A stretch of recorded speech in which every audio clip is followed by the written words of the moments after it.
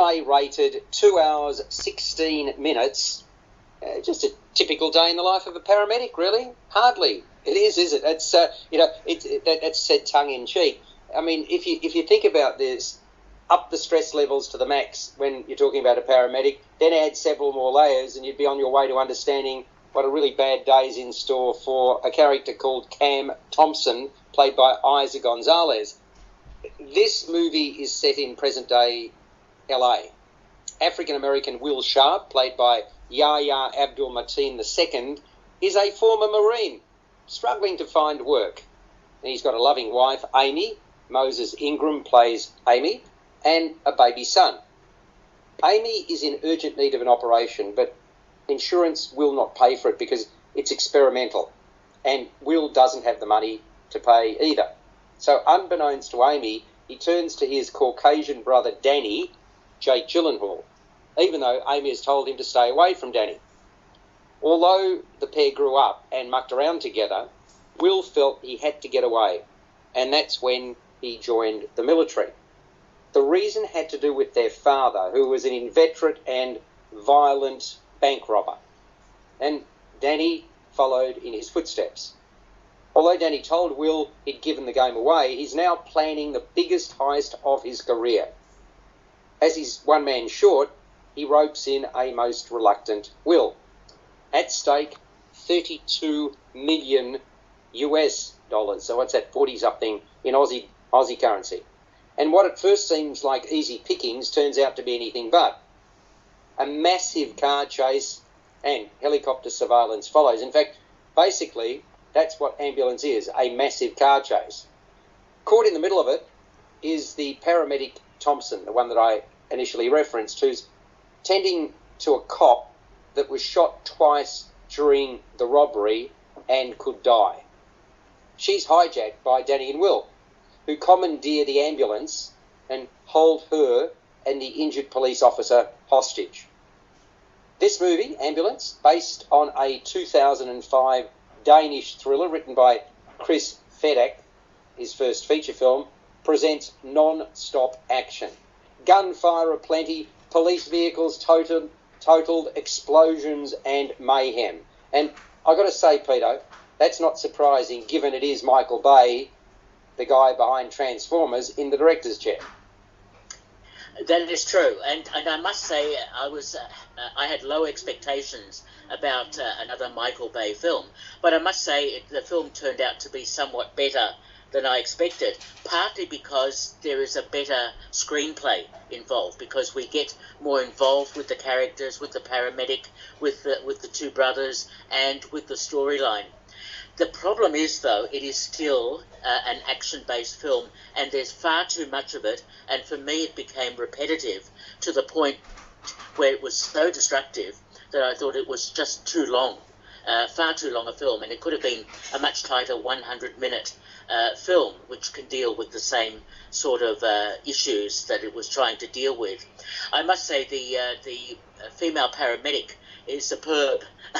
No, that's a really... I mean, that's Yes. the point that I came out of this thinking, Isa Gonzalez, take a bow. I mean, she really gives her all. And, by the way, it's an Aussie as well that won the FBI offsider. She's really good too, I thought, Peter.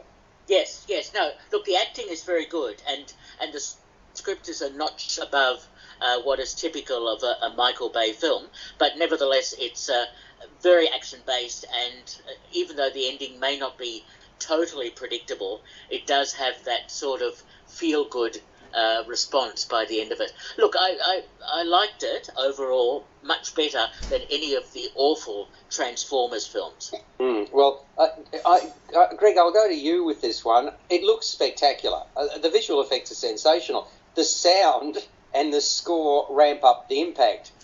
And there are twists aplenty. There's curved balls being thrown all the time, and that's what extends the running time, doesn't it? Yeah, but this is a fairly solid action film, Alex.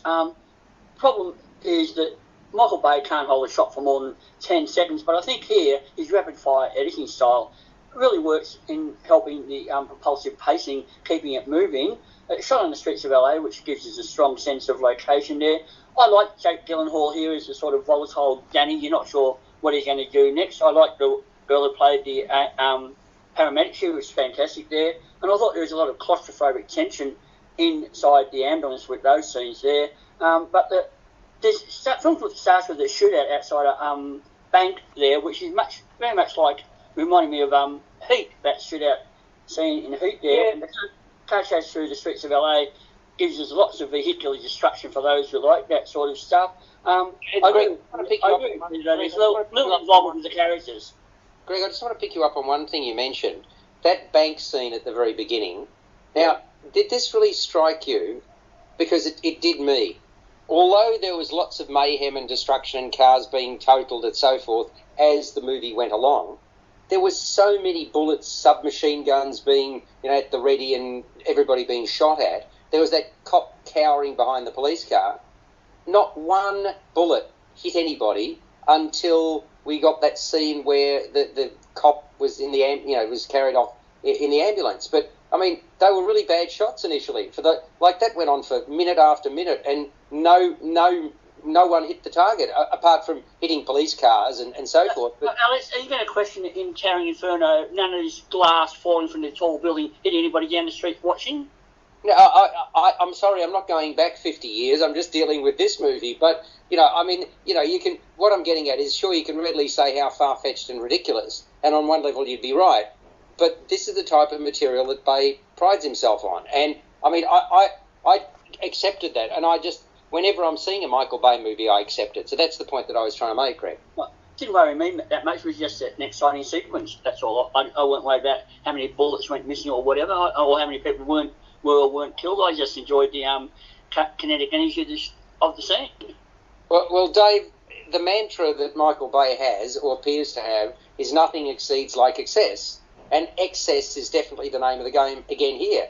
Don't you agree? Oh, definitely. Michael Bay would have been the kid that was setting fire to his Transformer toys in the sandpit when he was a kid instead of just playing. But yeah, I've always been a little bit of a fan of Michael Bay. He, of course, during my teenage years, he directed a ton of video clips of tracks that I loved. And, of course, some of my first cinema outings were to films like Bad Boys and The Rock and things like that. But I felt this was a real return to form for Michael Bay. I enjoyed the first Transformers film, but hated the rest of them. And I actually thought that this is Michael Bay back to doing what he did best. But I take my hat off to the screenwriter here, because Jake Gyllenhaal's character is absolutely abhorrent. When you actually think about him as a character and what he is willing to do, and he justifies it all the time during the film, that I'm doing it for my brother. He is a disgusting character, yet the screenwriter, in a way, has you barracking for Gyllenhaal and his brother to get out of this. Like, it's one of those times when a screenwriter has really tricked the audience, but in a really, really great way, and the visuals just go along with that as well. Well, Chris Fedek, which is the name that I gave you a little bit earlier, I mean, his first feature film, I agree with all the commentary about him. I think it's really done himself justice, and it's going to be a fascinating thing to see whether he can follow it up, because I also thought all the key players put in a really good showing, and we've mentioned Isa Gonzalez, certainly holding her own against Abdul Mateen and Jake Gyllenhaal. She brought this attitude of an air of invincibility to the role. I thought Gyllenhaal was a really good, menacing villain, but also had that, nice guy image that clearly wasn't true.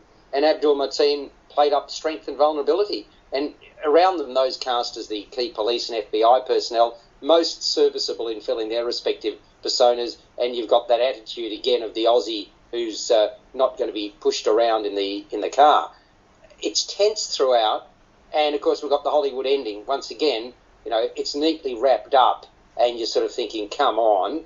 But you sort of excuse it because of the rest of the movie. So what are we going to give Ambulance? Rated MA, 136 minutes. Dave, you kick it off. Look, I'm going to surprise myself here, but I think this is a real action masterpiece, and I'm going to give it 8 out of 10. I really, really did love it. Greg? This is arguably Michael Bay's best film since The Rock. I'm going to give it 7 out of 10. I do think it just went on a bit too long. Yeah, well, that's what Peter was also saying. What do you reckon, Peter? I like the Danish original somewhat better, so I think I give this one 6 out of 10. And I'm giving it a 7 out of 10. So in other words, overall that's an average of 7. That's pretty impressive. It really is.